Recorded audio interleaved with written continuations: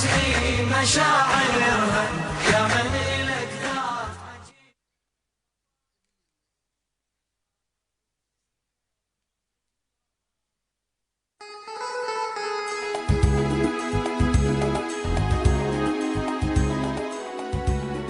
مستمعينا الكرام، ابقوا معنا وباقة منوعة من البرامج التي ستروق لأسماعكم من إذاعة الأوفياء وعلى التردد 97.1.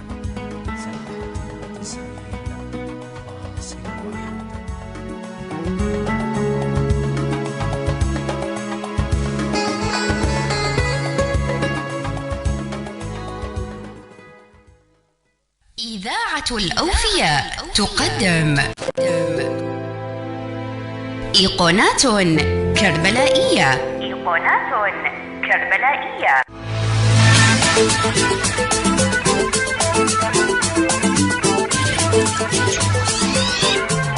برنامج يستضيف شخصيات إبداعية لها حضور مميز في الوسط الكربلائي،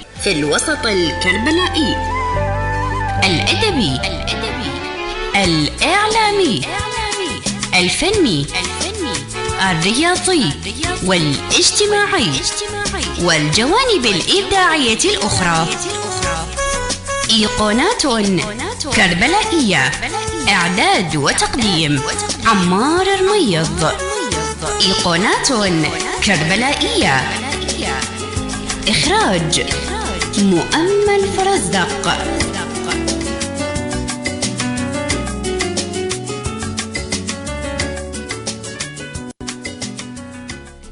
السلام عليكم ورحمة الله وبركاته، مستمعينا ومشاهدينا ومتابعين إذاعة الأوفياء من كربلاء المقدسة.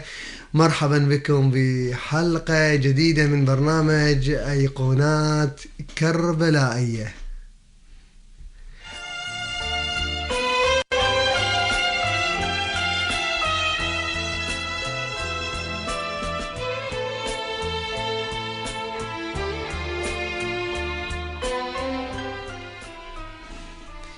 أيقونات كربلائية معكم في الإعداد والتقديم، محدثكم من خلف المايك عمار رميض، ويرافقني على منصة الإخراج مؤمل فرزدق.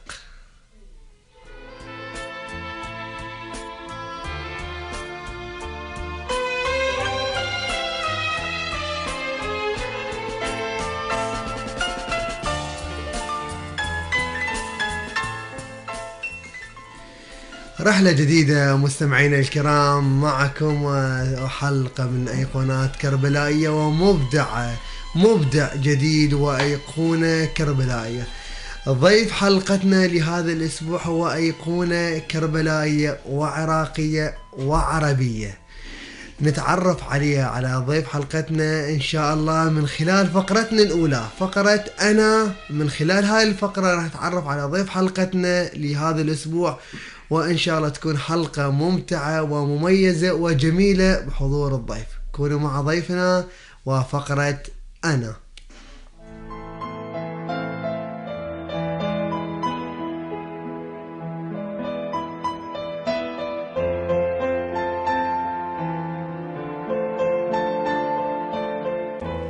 محدثكم الدكتور صلاح حيدر، دكتوراه إعلام، رئيس تحرير صحيفة عرب فوتو، رئيس مجلس إدارة أكاديمية أوسان للتدريب والتأهيل الإعلامي، مستشار ومدرب وخبير تصوير متخصص،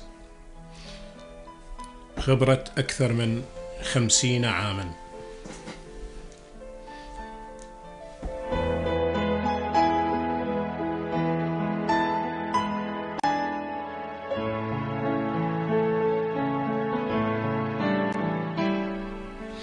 مرحبا بك دكتور صلاح حيدر، ضيف عزيز علينا بأيقونات كربلائية. حياك الله، أهلا وسهلا. الله يخليك، اليوم جدا سعيدين بتواجدك ويانا، وإن شاء الله تكون حلقة جميلة بتواجدك ويانا إن شاء الله دكتور. الله يسلمك. إن شاء الله نستفاد منكم ومن خبرتكم ومن الله تجربتكم عفواً. بنفس الوقت نستفاد من عندك ان شاء الله دكتور. الله. وما نقصر ان شاء الله. ان شاء الله. ومستمعينا الكرام، تعرفتوا على ضيف حلقتنا لهذا الاسبوع من ايقونات كربلاء.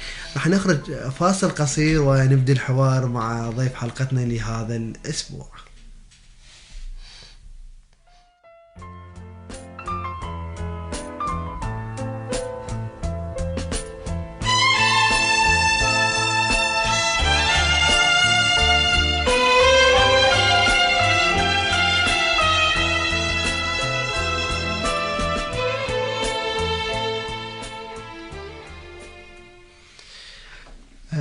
دكتور، مسيرتك مع الفوتوغراف والإعلام أكثر من 50 سنة. بهاي المسيرة الطويلة دكتور، يعني شطاك هذا الفن، فن الفوتوغراف والإعلام، بهاي المسيرة الطويلة اللي وصلت بها أنت حاليا بهاي المرحلة من عمرك؟ الحمد لله وصلنا لما نريد أن نصل إليه، ولكن الطموح موجود أن نرتقي لفن التصوير للأعلى وللأكثر تطورا إن شاء الله. إن شاء الله. دكتور، يعني حققت جزء من طموحاتك؟ أي نعم بالتأكيد حققنا طموحات كثيرة، ويعني ما أقدر يعني أقول لك يعني إلا حققت أكثر من ما هو مرسوم إلي وكنت أحلم به حقيقة. يعني ما كنت تتوقع توصل هالمرحلة؟ لو متوقع هذا الشيء يعني؟ لا، لو توقعات ما تقدر تتوقع. لا، مو توقعات. يعني كل مرحلة من مراحل العمر إلها مستوى العقل والوعي والفهم والإدراك. إلها مساحة محددة من الأفكار، من الأحلام اللي يقدر يحلم بيها ويقدر يحققها ويعتبرها أهداف في حياته.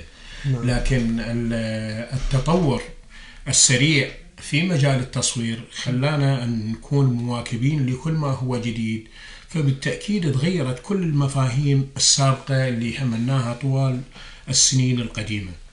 فوصلنا إلى مستويات الحمد لله والشكر، يعني أنا راضي عليها، وبعد عندنا يعني إمكانية أن نحقق الأكثر والأكثر على مستوى العراق والوطن العربي إن شاء الله. دكتور، أكو الصورة عالقة بذهنك أنت ملتقطها ببداية مسيرتك الفوتوغرافية؟ أي نعم، صور كثيرة أكيد أكثر. يعني فالصورة تأثرت بها حقيقة. هي شنو الصورة؟ في أحد المرات، لأنه أنا عشت في بيئة يعني فيها القباب والمنائر الذهبية وبيئة دينية، فتأثرت بهذا الطابع. فكنت كثير التصوير للمراكز والعتبات والجوامع اللي موجودة عندنا، إلى درجة يعني صارت صفة من صفات أو ميزة من الميزات اللي أنا أتصف بها هو التصوير العمارة الإسلامية. في أحد المرات قبل أكثر من 35 سنة تقريبا، يعني كنت دا أصور، صعدت فوق الحسينية الحيدرية، دا ألتقط صورة، فالمنظر اللي شفته منظر غريب جدا. إحنا في الأرض ما نشوفه، لما ترتفع إلى مستوى أعلى راح المنظور كله يختلف. لما شفت المنظر احتاجت أن أصعد بعد أعلى، فما عندي غير القبة، فصعدت على القبة أو كاميرتي برقبتي ووصلت إلى النهاية، التقطت الصورة بس ردت أسقط وأدفع حياتي ثمنها. لكن الحمد لله حصلت عليها دبلوم في مجال التصوير هذه اللقطة، لأنه لقطة خالدة من اللقطات اللي صورتها حقيقة. يعني ولا تنسى أكو نقطة مهمة، يعني المتغيرات السريعة على العمارة الإسلامية وعلى الطراز المعماري للعتبة الحسينية والعتبة العباسية تغير كثيرا. لذلك كل أرشيف من الصور الخاصة بالعتبات صارت من الماضي وإلها نكهة خاصة. اكيد. أو ما محتفظ بها ممكن أن دكتور؟ تصير. والله قسم محتفظ بها وقسم الأرشيف مالتي تلف حقيقة يعني. بس الأكثرية يعني موجودة الحمد لله. الحمد لله. أي نعم. جميل. دكتور، ذكرياتك عن جمعية المصورين العراقيين فرع كربلاء، وانت كنت رئيسا لفترة طويلة جدا في كربلاء. أي نعم. شو قدرت تحقق بهذيك الحقبة وبهذيك الفترة الطويلة؟ كان تقريبا يا سنة؟ من 15 سنة لغاية 2003 كنت رئيس جمعية. كانت من أنشط الجمعيات في العراق. أقوى جمعية وأقوى فرع للجمعيات التصوير هي في كربلاء، وكانت متميزة بعطائها، وكنا نستضيف حتى مصورين من خارج العراق، نستضيفهم ونسوي لهم معارض. أيضا يعني الجمعية في ذلك الوقت كانت تفتح دورات متخصصة بمجال التصوير الفوتوغرافي والتصوير التلفزيوني، يعني حققوا نتائج كل الطلاب اللي شاركوا بهاي الدورات ووصلوا إلى مستوى، وخصوصا في مجال التصوير التلفزيوني ما شاء الله كلهم صاروا بالمحطات الفضائية العراقية. نعم. فكانت يعني جمعية متميزة بعطائها بكل شيء، وكان عندنا يعني خصوصا السنوات الأخيرة كان عندنا تمويل ذاتي من باب التشجيع. فكانت عندنا مبالغ كبيرة هي اللي يشجعنا على أن نسوي نشاطات ورحلات ومعارض مستمرة، يعني في كل مناسبة معرض. وأكبر معرض كنت أنا أسويه كان معرض في ميلاد الإمام الحسين، معرض ضخم جدا يعني. جميل. يعني ما لا يقل عن 100 صورة فوتوغرافية من الحجم الكبير. نعم. جميل. شنو قدرت تحقق للمصورين يعني؟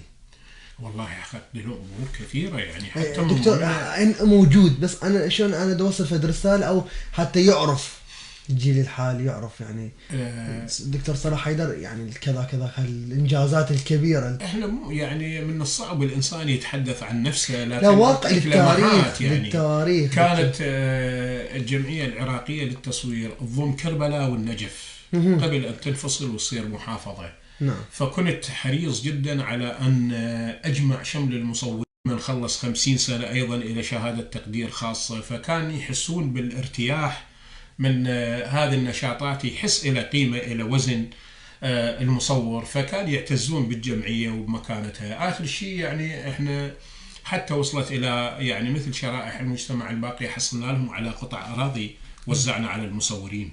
جميل. نعم. جميل. هاي في ذلك الوقت. جميل جدا.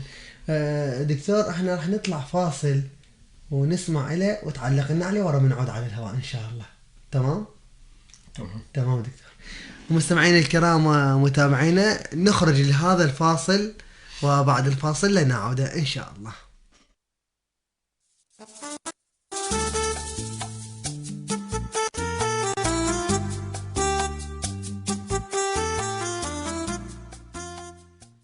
السلام عليكم، شلونك أستاذ عمار؟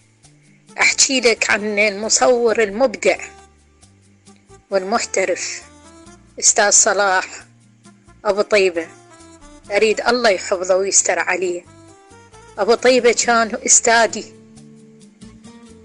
والمسؤول علينا في جمعية المصورين، واني اجيت انتميت لهم بال84 هو موجود، وترشحت عندهم بالجمعية، وحد هذا يومك أنا مصورة عضوة هيئة إدارية بجمعية المصورين.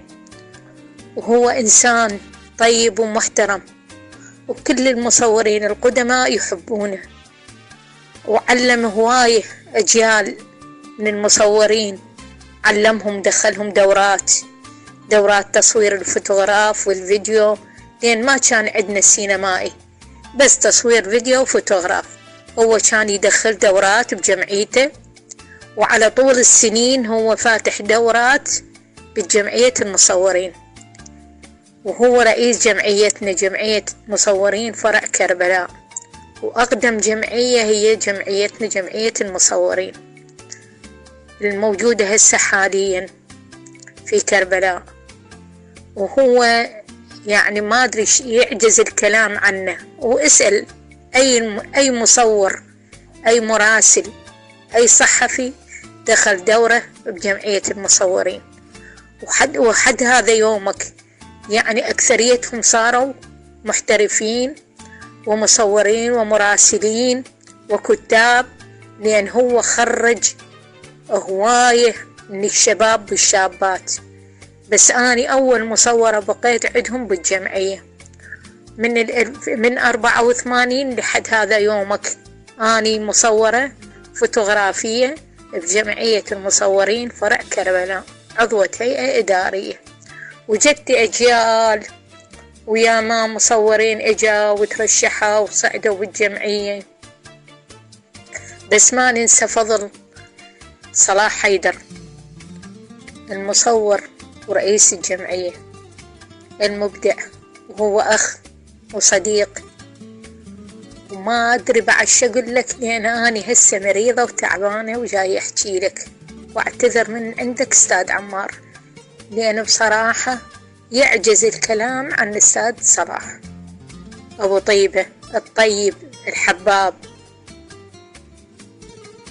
هذا اللي أقوله عنه، لأن يعجز الكلام. واسأل المصورين عنه.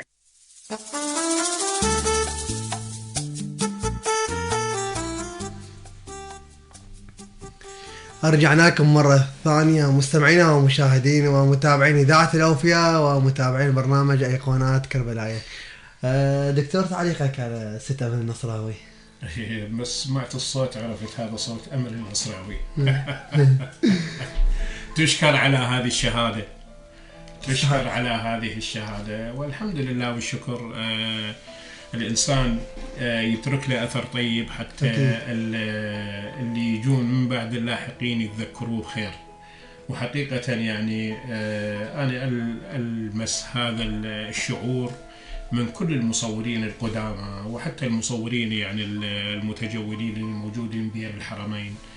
أحس بمشاعرهم وعواطفهم اتجاهي، والحمد لله زرعنا الأثر الطيب اللي نحصد هذا الكلام من قبل مصورين ومصورات. أكيد كثيرك من الأصوات المحبة لك حقيقة وجه رسائل حضرتك إن شاء الله نستمعين تتابعا إن شاء الله. إن شاء الله. دكتور، هذا نتحدث عن المستوى الشخصي أكثر، على الإنجازات يعني حد قبل 2003. شنو إنجازاتك اللي حققتن على المستوى 2003 الحق قبل 2003 من عدد الجمعية؟ والله الحقيقة يعني أكبر منجز حققته لنفسي. نعم. ولو أنا من الناس اللي ما أحب يعني أقول أنا، حتى في البداية قلت محدثكم ولست أنا. حققت أمور كثيرة على الصعيد الخاص. أولا طورت نفسي وطورت إمكانيتي، وتعاملت مع عالم التصوير كعلم وفن، ووصلنا إلى مستويات يعني متقدمة، وواكبنا كل المصورين بالعالم، وهذه أفد يعني شيء كبير. شاركنا، كنت سابقا أشارك بالمعارض والمسابقات وحصلنا على جوائز كثيرة. كانت يعني لحد قبل 2006 يعني كنت أشارك بالمعارض وأحصل على جوائز ذهبية فضية برونزية، حتى جائزة آل ثاني في قطر منحوني شهادة التقدير الذهبية تقديرا لجهودي في مجال التصوير على مستوى الوطن العربي. وما شاء الله الحمد لله والشكر يعني عندي تقريبا 4 كتب تنتظر إكمالها حتى تنطبع، تكون في خدمة المصورين في الدول العربية. شنو تتحدث يعني شنو التفاصيل تصوير المعالم الإسلامية، كتاب الموسوعة المصورة للعتبات المقدسة في العراق. نعم. ب8 أجزاء، والحقيقة يعني صارت الأحداث متلاحقة ما قدرت أكمل. نعم. وعندي موسوعة اليمن المصورة، وكتاب عن التصوير المعماري، وكتاب عن تصوير البورتريه. انتظر إن شاء الله نكملهم حتى ندفعهم للطبع يستفادون من هاي الخبرة والتجربة طوال 50 أكيد عام. أكيد خبرة. خلينا خلاصة تجربتنا كلها في هاي الكتب. أكيد تجربة كبيرة جدا حقيقة دكتور. الله يسلمك. إن شاء الله. دكتور أيضا نحن نطلع لهذا الفاصل اليوم، نحب المحبين يسمعون يعني يوجهون الكلام ونستمع وأيضا نتعلق لنا إن شاء الله. إن شاء الله. مستمعين الكرام نخرج هذا الفاصل ولنعود مرة أخرى ويا أيقونات كربلائية.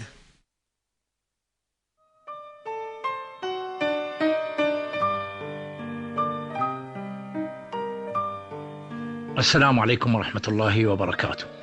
حقيقة بالنسبة للدكتور صلاح حيدر كانت معرفتي به في بداية الثمانينات وتحديدا عام 1981 حيث كنت مصور متجول، وقادتني أيضا الأيام أن ألتقي به، وكان هو رئيس جمعية المصورين في محافظة كربلاء عام 1981. استقبلنا الرجل استقبال دون أن يعرفني سابقا بكل أريحية كما عهدنا. أبو طيبة إنسان راقي، وصدر لي هوية تحمل الرقم 76 ولا زلت أنا محتفظ بها. وفي أحد الأيام قال لي لحد الآن الفايل مالك موجود بجمعية المصورين في محافظة كربلاء. وبقيت أمارس التصوير اعتيادي لفترة.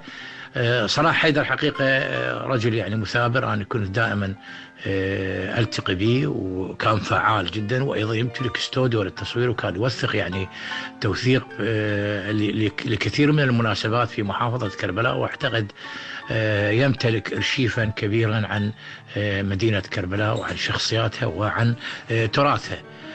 صلاح حيدر إنسان راقي جدا فعلا. هو أبو طيبة لأنه يمتاز بالطيبة، وأنا تربطني به صلة قربة لأنه هو أيضا من أخوال والدتي. صلاح حيدر بعد التغيير اللي حصل بال 2003 بدأ يتنقل داخل الوطن العربي، لأنه كانت أمامه فسحة كبيرة في العالم، فتنقل بين الدول العربية وأصبح إلى صدى وأصبح إلى مكانة كبيرة جدا في مجال التصوير. وحقيقة هذا كان يسرني ويسعدني. بعدين هو أيضا استطاع أن يكمل دراسة حتى حصل على شهادة الدكتوراه، وهذا فخر إنه في مدينة كربلاء، وفخر لي كونه هو أيضا تربطنا به علاقة طيبة أبو طيبة. وبعدين اللي عرفت أنا قبل فترة رجع إلى مدينة كربلاء، والآن هو يعيش داخل مدينة كربلاء. واللي أفرحني أكثر بهذا الأمر هو أنه راح يكون من إيقونات كربلاء اللي تلتقي بها في برنامجك المتميز. تحياتي لأبو طيبة العزيز الدكتور صلاح حيدر، وأتمنى له التوفيق والنجاح والصحة الدائمة. وتحياتي أيضا لمعد ومقدم البرنامج الأخ عمار الميض، وللمخرج ولكل المستمعين. محمد حديد الجحيش. رجعنا لكم مرة أخرى مستمعينا الكرام وأيقونات كربلاء وضيافتنا الدكتور صلاح حيدر. دكتور تعليقك. والله حقيقة تفاجأتني بأن الشهادات، وهذه فعلا شهادة أعتز بها من إنسان مثقف أديب معروف وإلى مكانته في الوسط الاجتماعي الكربلائي والثقافي. فأعتز بهذه الشهادة وأشكره جدا أشكره. تحياتنا للزميل الأستاذ محمد حديد الجحيشي وعساه بخير دائما إن شاء الله. دكتور، مسيرتك خارج العراق كم سنة استمرت تنقلاتك بين الدول؟ مستمرة لو توقفت؟ لا، ما زالت مستمرة حقيقة. يعني احنا قبل 2003 قبل نهاية 2003 سافرت. أول محطة وين كانت لك خارج العراق؟ في سوريا. وبعدين انتقلت إلى اليمن، وبقيت يعني هناك الأجواء حلوة، وما تحس نفسك إنه إنسان غريب، لأنه كانوا عراقيين كثيرين وأهل اليمن طيبين جدا، فطاب لنا المقام فبقينا هناك. والحقيقة شجعنا يعني على أن نسوي لنا مشروع هناك، فأسست أكاديمية متخصصة في مجال الإعلام، أكاديمية أوسان للتدريب والتأهيل الإعلامي للإذاعة والتلفزيون والصحافة والتصوير والفنون التشكيلية. ويعني أخذت دورها على الساحة اليمنية، كان يجون طلاب يعني يدرسون التصوير من الإمارات، من السعودية، نعم. حتى يحصلون على شهادات. جميل. نتحدث عن الأكاديمية دكتور أكثر، يعني بها تفاصيل، شنو كانت الدروس، المحاضرات، تفاصيلها أكثر، الورشات، الدورات اللي تقدمها أنت يعني. الأكاديمية مؤسسة بموجب القوانين، أكاديمية عراقية مؤسسة بموجب القوانين اليمنية، وارتباطها بوزارة التعليم والتدريب، التعليم المهني والتدريب الفني. نعم. بشكل مباشر، ولها مناهجها الخاصة، ففيها أقسام. دكتور حضرتك عديتها؟ اي بالتأكيد، يعني استعانينا بالخبرات العربية والأجنبية، ونظمنا مناهج خاصة لكل دورة ولكل تخصص. الأقسام الأكاديمية يعني الإذاعة، إعداد وإخراج البرامج الإذاعية، الإخراج الإذاعي، التقديم الإذاعي، وباقي الأقسام. في مجال التلفزيون أيضا التصوير التلفزيوني، الإخراج التلفزيوني، النشرات الإخبارية، إعداد النشرات، إعداد الأخبار، وهكذا.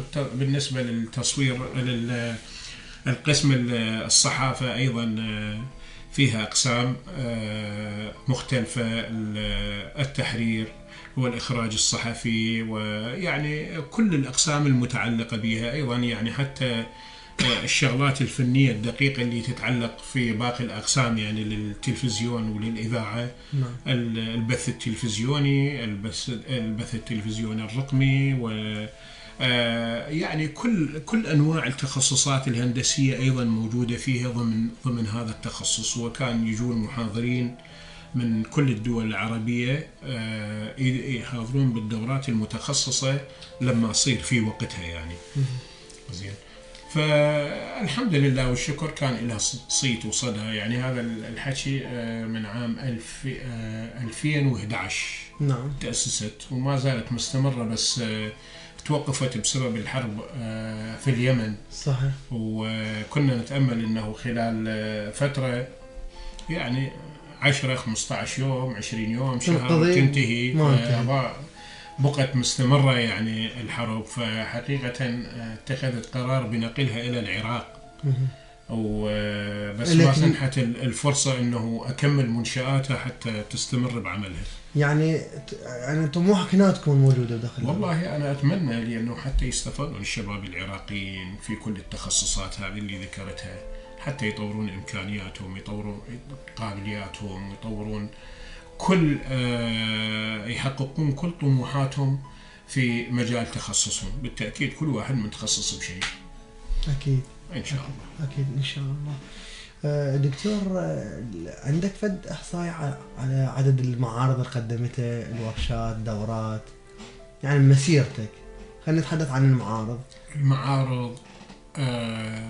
المعارض الشخصية. الشخصية بالضبط 20 معرض شخصي أقمته. 2 معرضين عن التصوير الصحفي، الصورة الصحفية، و18 عن الصورة السياحية، ومعارض عن العمارة الإسلامية. 20 معرض صار مجموعة ككل.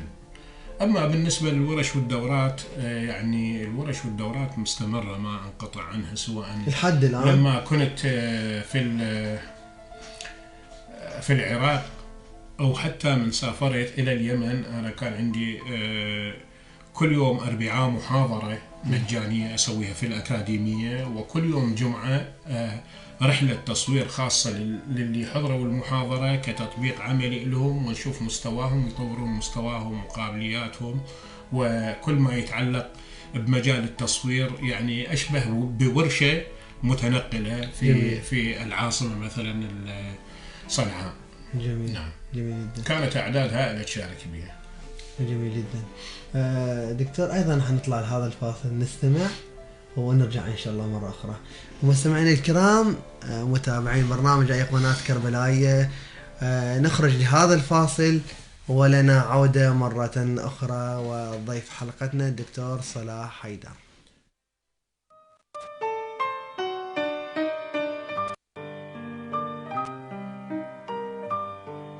السلام عليكم ورحمة الله وبركاته.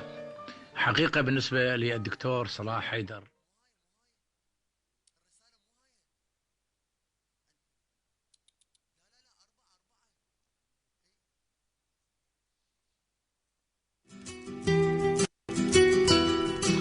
المصور العراقي الكربلائي الدكتور صلاح حيدر من مواليد 1957.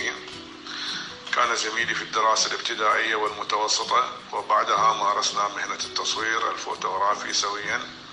صلاح حيدر من مؤسسي الجمعية العراقية للتصوير فرع كربلاء، اختص بتصوير العتبات المقدسة وحصد جوائز عديدة، وكان حكم دولي للمعارض التي تقام في المركز العام بغداد. خدم الجمعية لسنوات عدة، وكان رئيسا لفرع كربلاء وعضو اتحاد المصورين العرب. عملنا سويا في الجمعية، هو بصفة رئيس الجمعية وأنا أمين السر. يخدم الكبير والصغير، يحب مهنته. الآن هو رئيس تحرير صحيفة عرب فوتو، ولديه أكاديمية بالتصوير، ودرس أجيال في العراق واليمن والجزائر، وتخرج على يده مصورين محترفين.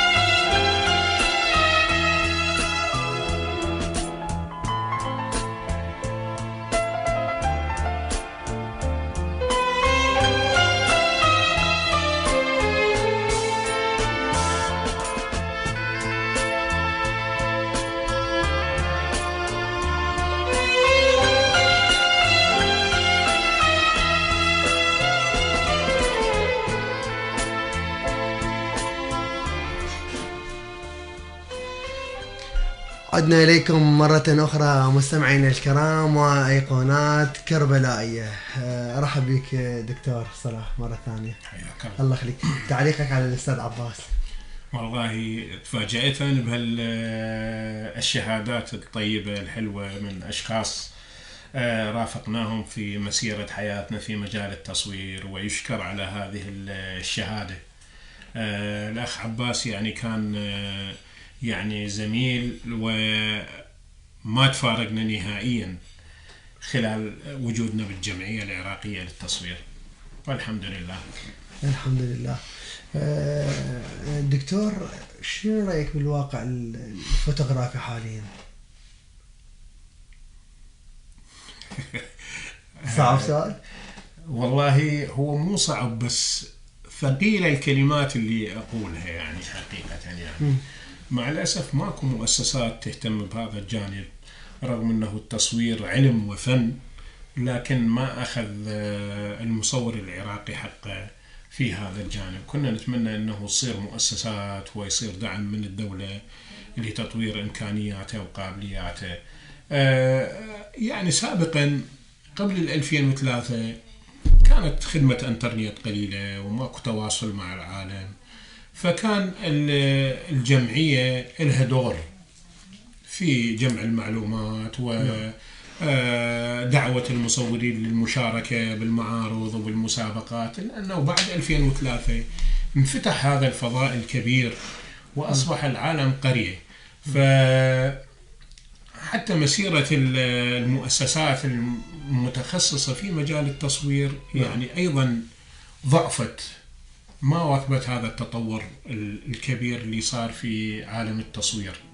فأكثر المصورين الشباب الطموحين نعم اعتمدوا على نفسهم، وصار التواصل مع المنظمات والاتحادات العالمية والمسابقات العالمية اللي تقام في كل أرجاء العالم. فكان يعني أكثر شيء يعني التعامل بشكل مباشر من قبلهم بدون وسيط.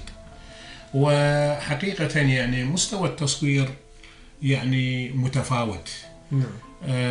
الرواد قسم استمروا وطوروا نفسهم وإمكانياتهم وتحولوا إلى النظام الرقمي، والقسم الآخر ما قدروا يواكبون فبقوا يتعثرون ويروحون في مكانهم. الشباب ما شاء الله عندنا يعني مجموعة من الشباب والشابات المصورين في بداية طريقهم ومشوارهم، يعني كنا نتمنى أنه يؤخذ بأيديهم من خلال الإعداد والتدريب ومن خلال الدورات. كنا نتوسم في نادي كربلاء الفوتوغرافي أن يأخذ دورة، لكن شوية صارت بصعوبات وتوقف عن العمل. فكل مصور يريد يطور إمكانيته وقابليته ممكن أن هو يعتمد على نفسه، والمصادر موجودة، الكتب موجودة، دورات مختلفة ومتخصصة في كل المجالات.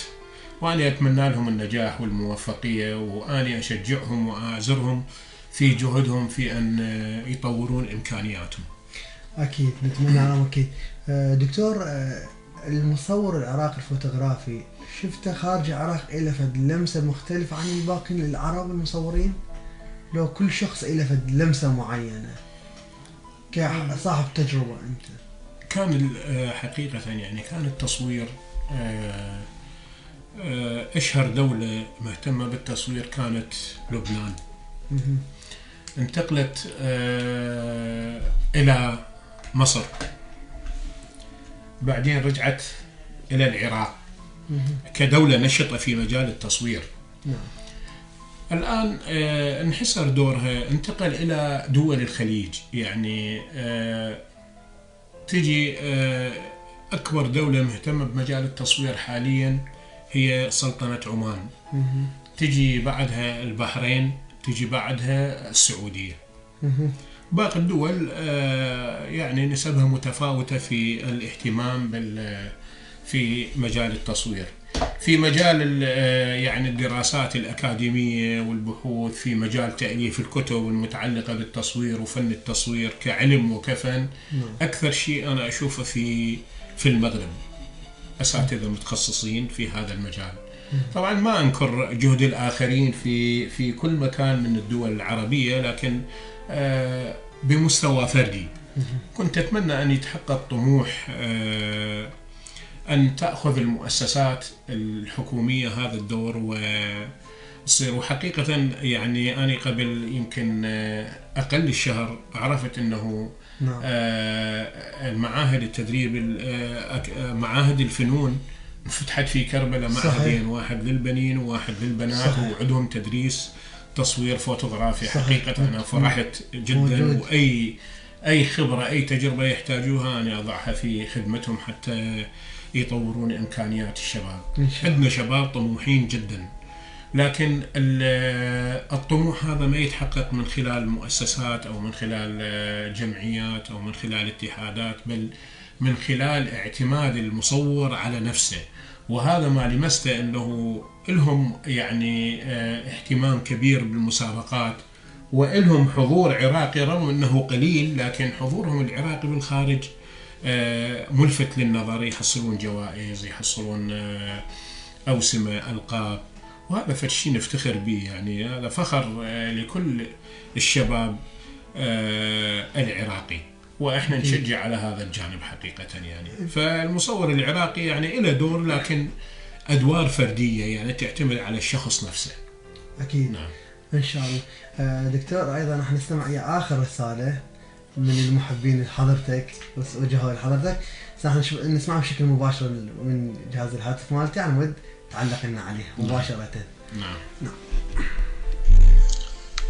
تحية لك ولمستمعي الإذاعة ولأستاذنا الدكتور صلاح حيدر.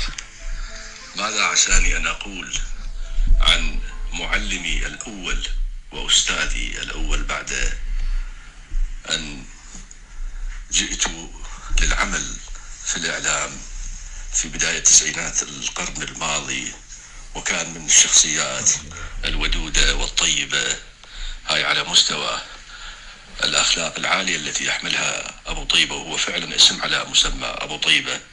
أما من ناحية الحرفة والمهنة تتلمذت على يديه مصورا، يعني خلينا نقول بأشياء بسيطة عن التصوير التلفزيوني، حينما كنا نعمل لصالح تلفزيون العراق. هو الذي علمنا هذه الحرفة بداية، ومن ثم أيضا رافقته كمعلم وأستاذ في الجمعية العراقية للتصوير، ومن ثم في جريدة كربلاء الأسبوعية أيضا كان فيها مديرا للتحرير.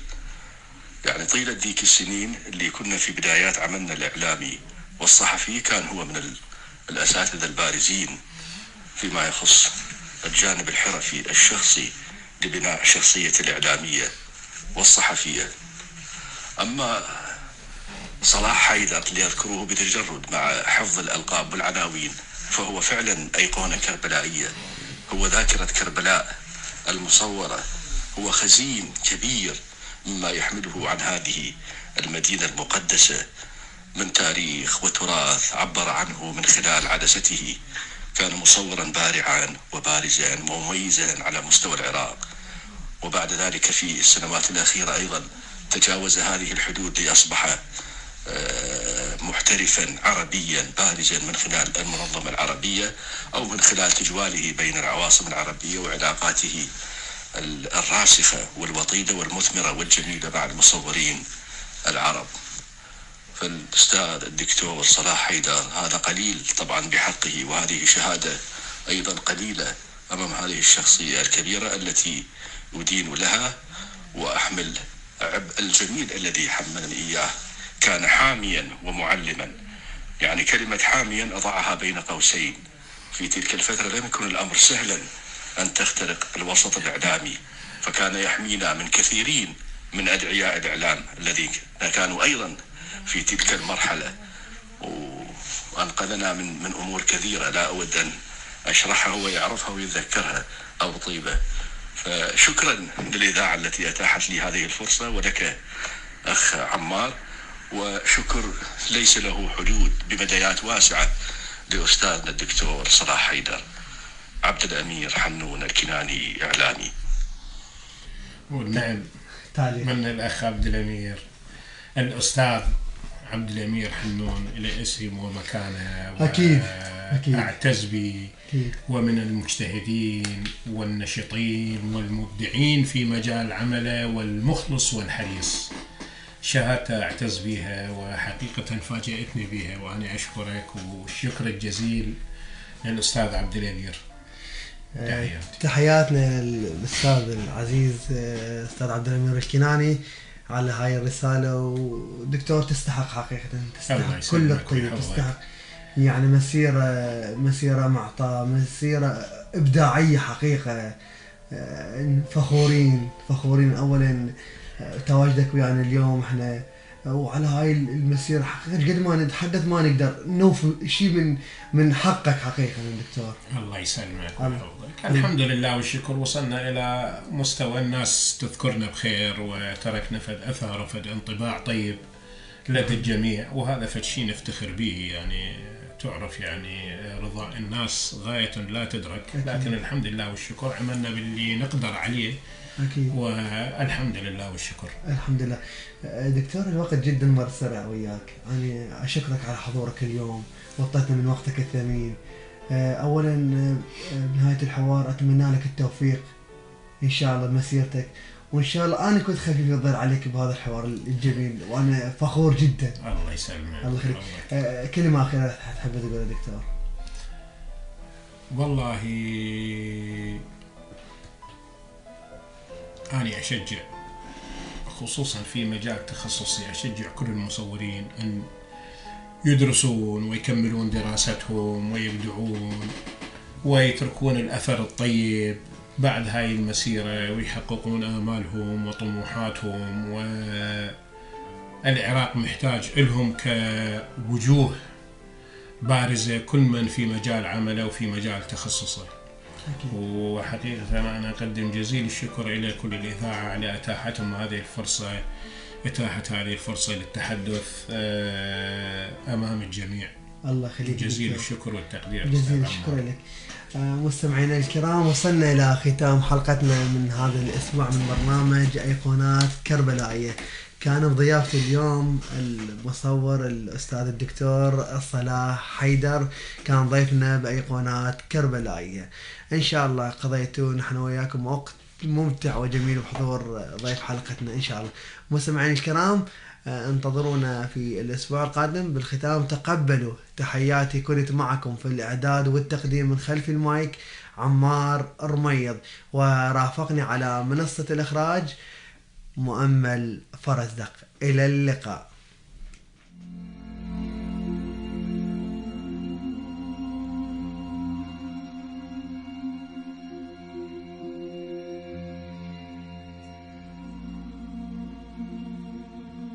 أنا من سلالة أنهارها أو قناطرها الحادمة. الفرات أبي والبساتين أمي، وأنا نهرها العلقمي الصغير وشاهدي السهم والقربة الناظرة. أنا صبط أنهارها والحمام المقيم بحضرتها حتى اكتسى لون قاشانها، فهي زرقته لا يبارحها إذ يطير. صغيرا أنا علق في مزاراتها أو واحد من أزقتها، وحين كبرت أنا شارع سدرتها الوارفة، وبي خضرة من بساتينها، وبي صفة من منائر